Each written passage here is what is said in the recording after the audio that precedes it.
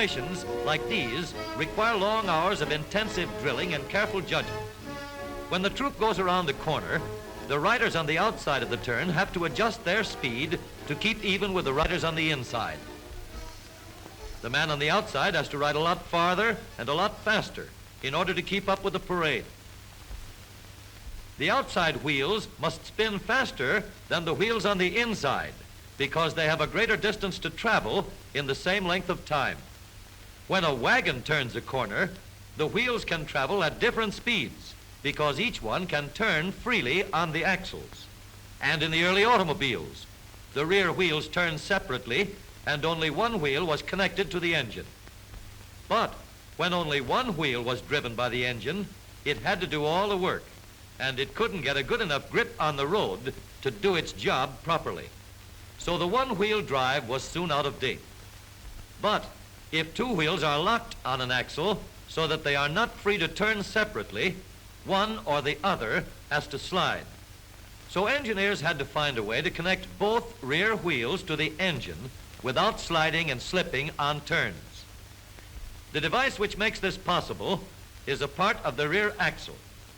It is called the differential because it can drive the rear wheels at different speeds. The differential looks complicated, but once we understand its principle, it is amazingly simple. These two wheels are mounted on separate axles and supported by a frame so that they can revolve freely at different speeds.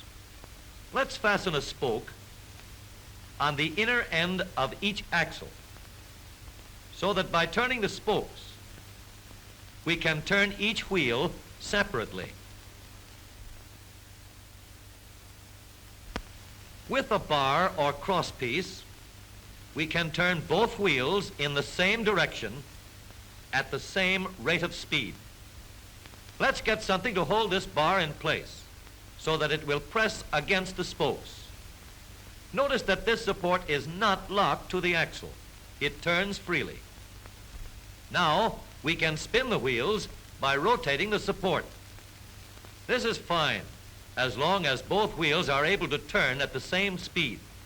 But let's see what happens when we go around the corner. With this arrangement, we cannot drive one wheel faster than the other. And if we stop one wheel, the other wheel won't budge.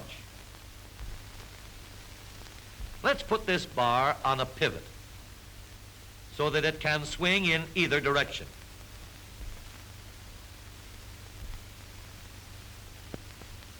Now, the bar can still turn both wheels at the same speed.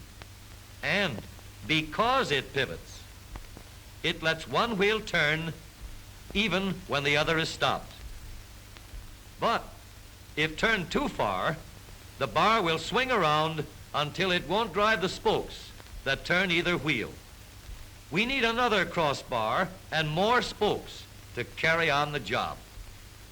When we stop one wheel, the crossbars will continue to push the spokes of the free wheel around. As long as both wheels are free to turn, the bars do not swing on their pivot and the wheels move at the same speed. Now we have the working principles of a differential. To adapt the model for use in an automobile, we will have to make a few changes. In order to reduce the jerky action caused by wide spaces between the spokes, we will put in more spokes. Further filling in the spaces between the spokes gives steadier, more continuous action, and changing the shape gives firm, constant contact. Now we can make the gears thicker and stronger, and we have differential gears. The edges are cut so that they will fit together more smoothly and silently, and another gear is added to share the work of driving the axles. The principle is the same.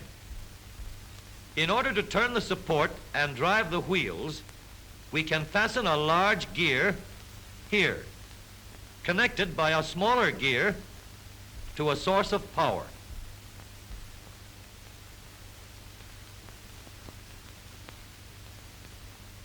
Notice that the power is connected to the differential at the center line. We can make our model more compact by moving the gears closer together. When we put our differential in an automobile, we have to leave room for the drive shaft, which carries the power from the engine. We may build the floor of the car above the drive shaft.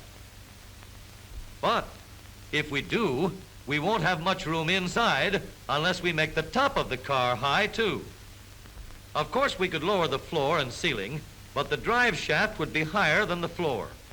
This would have disadvantages.